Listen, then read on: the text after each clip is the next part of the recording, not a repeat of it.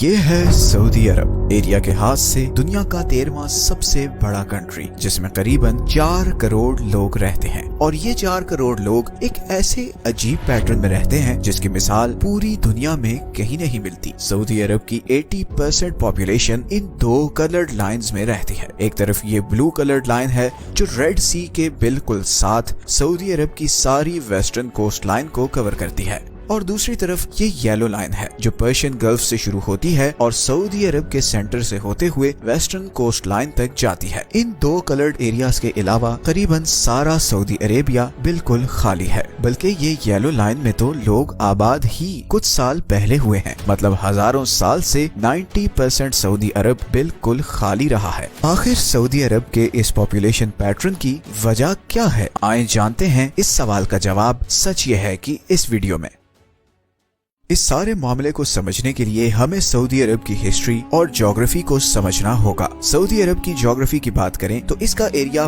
بہت ہی بڑا ہے، اتنا بڑا کہ تقریباً پورا یورپ اس میں آ جائے، اور اسی لیے 4 کروڑ لوگ ہونے کے باوجود سعودی عرب کا زیادہ تر حصہ خالی ہے، اور ایون یہ 4 کروڑ کا فگر بھی سعودی عرب کی پاپولیشن میں چند سال پہلے ہی ایڈ ہوا ہے۔ مطلب اگر ہم ڈیٹا دیکھیں تو 1970s میں سعودی عرب کی پاپولیشن 61 لاکھ تھی، اور آج 2023 میں یہ تقریباً 4 کروڑ تک پہنچ گئی ہے۔ مطلب پچھلے صرف 50 سالوں میں سعودی عرب کی پاپولیشن میں قریباً 3.25 کروڑ لوگ ایڈ ہوئے ہیں۔ ایسا کیا ہوا ہے ان 50 سالوں میں، اور 1970 سے پہلے سعودی عرب کی پاپولیشن اتنی کم کیوں تھی؟ اس کی سب سے بڑی وجہ ہے سعودی عرب کی ہارش جغرافی۔ اب سعودی عرب کا میپ دیکھیں تو آپ کو ہر طرف بڑے بڑے ریگستان نظر آئیں گے، جیسے ناردرن سائڈ پر جارڈن اور عراق کے بارڈر پر النفود ڈیزرٹ ہے۔ اسی طرح سعودی عرب کی صدرن سائڈ پر بہت ہی بڑا اور خطرناک ریگستان ہے جسے عربی میں ربع الخالی اور انگلش میں دا ایمپٹی کوارٹر کہتے ہیں۔ اگر آپ گوگل میپ پر سعودی عرب کو دیکھیں تو آپ کو سمجھ آ جائے گا کہ اس ایریا کو دا ایمپٹی کوارٹر کیوں کہتے ہیں۔ اس پورے ایریا میں آپ کو کوئی روڈ، ریل، گھر کچھ بھی نظر نہیں آئے گا، اور اس کی وجہ یہ ہے کہ اس ریگستان میں اتنے بڑے اور خطرناک ریت کے طوفان آتے ہیں جتنے ہماری پوری زمین میں کہیں نہیں آتے، اور گرمیوں میں یہاں ٹیمپریچر 55 ڈگریز تک پہنچ جاتا ہے، جبکہ دوسری طرف سردیوں میں اتنی ٹھنڈ ہوتی ہے کہ ٹیمپریچر -7 تک گر جاتا ہے۔ اسی ریگستان کی وجہ سے سینٹرل، ناردرن اور صدرن عربیہ میں ٹریڈ ہمیشہ سے بہت مشکل رہا ہے۔ حالانکہ یہ سارے کنٹریز پڑوسی ہیں اور ان کے ایک دوسرے کے ساتھ بارڈر ہیں۔ ایون اگر آپ عمان کو دیکھیں تو وہ تو بالکل ہی لاک نظر آئے گا، مطلب آگے سمندر ہے اور پیچھے ایک خطرناک صحرا۔ 20th سینچری سے پہلے اس ریگستان کو کراس کرنے کا کوئی سوچتا بھی نہیں تھا۔ 1931 میں پہلی دفعہ ایک برٹش ایکسپلورر مارک ایونز نے چند لوکل عربیوں کے ساتھ 60 دنوں میں اس ریگستان کو کراس کیا، اور 2018 میں پہلی دفعہ یہاں ایک ہائی وے بنائی گئی جو عمان کو سعودی عرب سے کنیکٹ کرتی ہے۔ اس سے پہلے اگر آپ نے بغیر ایئر ٹریول کے سعودی عرب سے عمان جانا ہوتا تو آپ کو UAE کے تھرو 18 گھنٹے کی ڈرائیو کر کے جانا پڑتا تھا۔ تو یہ ریگستان تو ایک وجہ ہو گئی سعودی عرب کی اس ہارش جغرافی کی۔ دوسرے نمبر پر ایک بہت ہی انٹرسٹنگ چیز یہ ہے کہ سعودی عرب دنیا کا وہ سب سے بڑا کنٹری ہے جس میں ایک بھی پرماننٹ ریور نہیں، اور صرف سعودی عرب ہی نہیں بلکہ یمن، عمان، UAE، قطر، بحرین اور کویت میں بھی کوئی دریا نہیں ہے۔ اسی طرح اس پورے عرب میں سب سے زیادہ بارش ادھر سعودی عرب اور یمن کی ویسٹرن کوسٹ لائن پر ہوتی ہے، اور یہی ایک وجہ بھی ہے کہ یمن کی پاپولیشن عمان،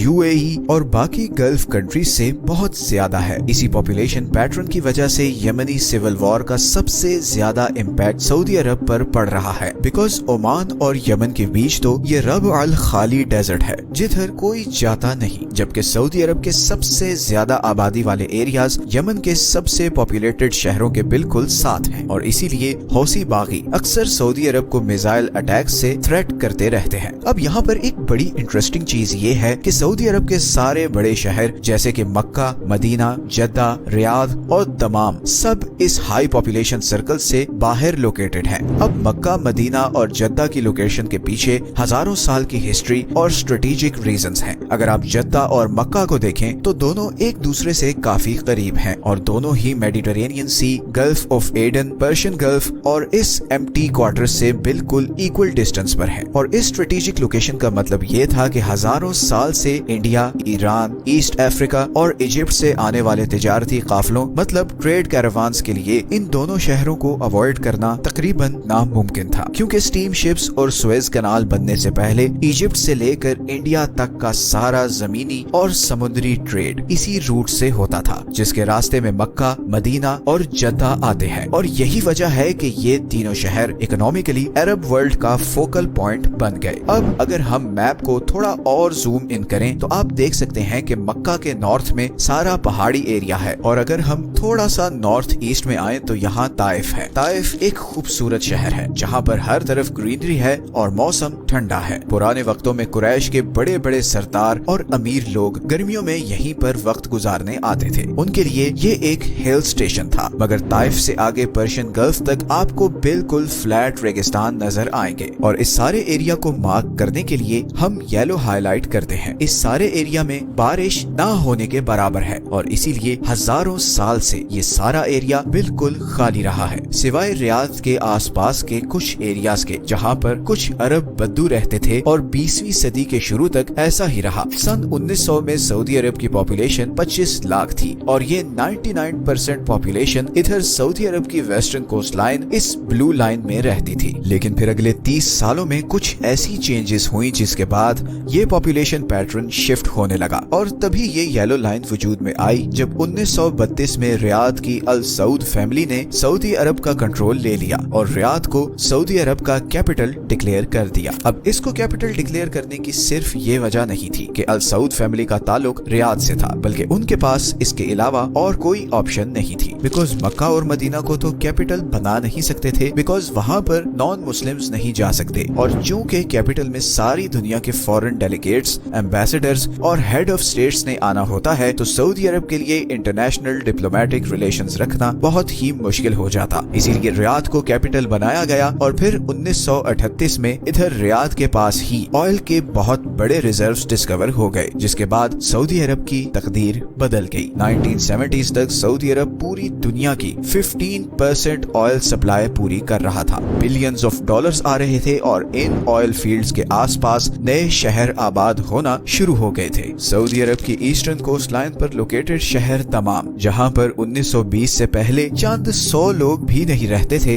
अब ऑयल इंडस्ट्री का हब बन चुका था और आज की डेट में दमाम एक state of the art metropolitan city बन चुका है जहां पर 20 लाख लोग रहते हैं और ये सब कुछ पिछले 40 से 50 सालों में हुआ है। 1970s के बाद सऊदी अरब में पैसा पानी की तरह आने लगा। सऊदी अरब दुनिया की सबसे बड़ी वेलफेयर स्टेट बन रहा था जहां पर किसी शहरी पर कोई टैक्स नहीं था और एजुकेशन से लेकर पानी, बिजली, खाना, पेट्रोल और इवन घर, हर चीज गवर्नमेंट की रिस्पॉन्सिबिलिटी थी। सऊदी अरब की गवर्नमेंट के पास बहुत पैसा आ रहा था और क्योंकि पॉपुलेशन कम थी तो वो अपने लोगों पर दिल खोल कर खर्च कर रहे थे। मगर यहाँ पर एक प्रॉब्लम ये हुई, जब बढ़ती हुई इकोनॉमी के साथ जॉब्स की डिमांड क्रिएट हुई, मगर सऊदी नेशनल्स को इतनी फैसिलिटीज मिल रही थी कि वो अब नौकरी में कोई इंटरेस्टेड नहीं थे और इसी गैप को फिल करने के लिए इंडिया, पाकिस्तान, बांग्लादेश, अफगानिस्तान, इंडोनेशिया और इजिप्ट से हजारों मुस्लिम वर्कर्स को वीजे दिए गए और उन्हें सऊदी अरब में लाकर कंस्ट्रक्शन, ट्रांसपोर्टेशन और सर्विस इंडस्ट्री में जॉब्स दी गई। इसके बाद अगले 30 सालों में सऊदी अरब की इकोनॉमी और पॉपुलेशन लिटरली एक्सप्लोड हो गई। रियाद और जद्दा झोंपड़ियों और टूटी फूटी सड़कों से अब मेट्रोपॉलिटन सिटीज बन चुके थे जहां पर अब कुल मिलाकर 1.5 करोड़ लोग रहते हैं। अब सऊदी अरब की 85% पॉपुलेशन शहरों में रहती है और यही वजह है सऊदी अरब के इस पॉपुलेशन पैटर्न की, जहां पर सऊदी अरब की मेजॉरिटी पॉपुलेशन इस नेचुरल ब्लू लाइन और artificially created yellow line pattern में रहती है। लेकिन यही पॉपुलेशन पैटर्न अब सऊदी अरब के लिए बहुत प्रॉब्लम्स क्रिएट कर रहा है। याद रहे कि ये येलो लाइन पर आबाद होने वाले शहर बिलियंस ऑफ डॉलर खर्च करके 30 से 40 साल पहले ही बसाए गए हैं और इनका सबसे बड़ा मसला है पानी, क्योंकि यहाँ पर बारिश ना होने के बराबर है। इसी का हल निकालने के लिए 1980s में सऊदी अरामको ने इस सारे एरिया में अंडरग्राउंड पानी की तलाश शुरू की और वो उन्हें मिल भी गया। इन इन वाटर रिजर्व्स पर सऊदी गवर्नमेंट ने आर्टिफिशियल एक्वाइफर्स भी बनाए, लेकिन मसला ये हुआ कि बारिश ना होने और कंजम्पशन ज्यादा होने की वजह से पानी के ये बड़े बड़े कुएं सूखते गए। दूसरा, पूरे सऊदी अरब में सिर्फ 0.5% जमीन कुछ भी उगाने के काबिल है, बाकी 99.5% जमीन में कुछ काश्त नहीं हो सकता और इसीलिए सऊदी अरब में मेजॉरिटी फूड बाहर से इंपोर्ट होता है। गो के सऊदी गवर्नमेंट ने किसानों को हैवी सब्सिडीज और आर्टिफिशियल पानी की सप्लाई दी ताकि वो आर्टिफिशियल फार्म लैंड्स बनाएं, ताकि सऊदी अरब को बाहर से फूड ना इंपोर्ट करना पड़े, और ये कुछ हद तक अचीव भी हो गया, मगर ये सस्टेनेबल नहीं था बिकॉज ये सारा पानी आर्टिफिशियली क्रिएटेड एक्वाइफर्स से आ रहा था और इसी का नतीजा ये हुआ कि 2010 में इन एक्वाइफर्स का 80% पानी खत्म हो चुका था और साइंटिस्ट्स ने प्रिडिक्शन करना शुरू कर दी कि 2030 तक ये सारे पानी की सप्लाई भी बिल्कुल खत्म हो जाएगी। इसके बाद सऊदी अरब ने इस प्रोजेक्ट पर काम रोक दिया और ज्यादा पानी लेने वाली क्रॉप्स जैसे कि राइस वगैरह को उगाना बंद कर दिया। इसी पानी की प्रॉब्लम का सोल्यूशन निकालने के लिए अब सऊदी गवर्नमेंट ने इधर पर्शियन गल्फ के साथ समुद्र में डीसैलिनेशन प्लांट्स लगाए हैं, जहां से समुद्र के खारे पानी को साफ करके रियाद, दमाम और दूसरे शहरों तक पहुंचाया जाता है। इसी तरह इधर वेस्टर्न कोस्ट लाइन पर भी 12 डीसैलिनेशन प्लांट्स लगाए गए हैं, जहां से इस सारी कोस्ट लाइन के करीब शहरों तक साफ पानी पहुंचाया जा रहा है। नो डाउट ये एक अनबिलीवेबल काम है, मगर ये बहुत हेविली सऊदी अरब के ऑयल रेवेन्यूज पर डिपेंडेंट है, क्योंकि ये डीसैलिनेशन प्लांट्स चलाने के लिए बहुत ज्यादा पैसा चाहिए। इसीलिए किंग मोहम्मद बिन सलमान अब तेजी से सऊदी अरब की इकोनॉमी को ऑयल से डाइवर्सिफाई करना चाह रहे हैं, ताकि सऊदी अरब की ऑयल पर डिपेंडेंस खत्म हो, क्योंकि दुनिया अब फ्यूल से इलेक्ट्रिक ट्रांसपोर्ट की तरफ जा रही है और जैसे ही ये अचीव हो गया, ऑयल प्रोड्यूसिंग कंट्रीज के लिए बहुत बड़ी प्रॉब्लम्स खड़ी हो जाएंगी। लेकिन इस सारी वीडियो में हमारे लिए लेसन भी है कि अगर लीडरशिप सिंसियर हो तो सहरा को भी गुलिस्तान बनाया जा सकता है। सऊदी अरब के लीडर्स ने जिस तरह रियाद और दूसरे शहरों को ट्रांसफॉर्म किया है, अपने लोगों को आसानियां दी हैं, दैट इज अनबिलीवेबल। इधर हम नेचुरल रिसोर्सेज से माला माल, दुनिया की बेस्ट ज्योग्राफी और टेरेन में हैं, जहां पर बर्फ से लेकर रेगिस्तान तक सब कुछ है, मगर फिर भी गरीबी और भूख हमारा पीछा नहीं छोड़ रही, क्योंकि शायद हमारे पास ऐसी सिंसियर लीडरशिप नहीं। दुआ है कि अब हमें भी ऐसी विजनरी लीडरशिप मिले। ये है वो सारे सोर्सेज जहां से हमने इस वीडियो के लिए कंसल्ट किया है। वीडियो अच्छी लगी है तो इसे लाइक और चैनल को सब्सक्राइब जरूर कर दें, बिकॉज हमें आपकी सपोर्ट की बहुत जरूरत है। मिलते हैं नेक्स्ट वीडियो में एक और इंटरेस्टिंग टॉपिक के साथ। अपना ख्याल रखें। अल्लाह हाफिज।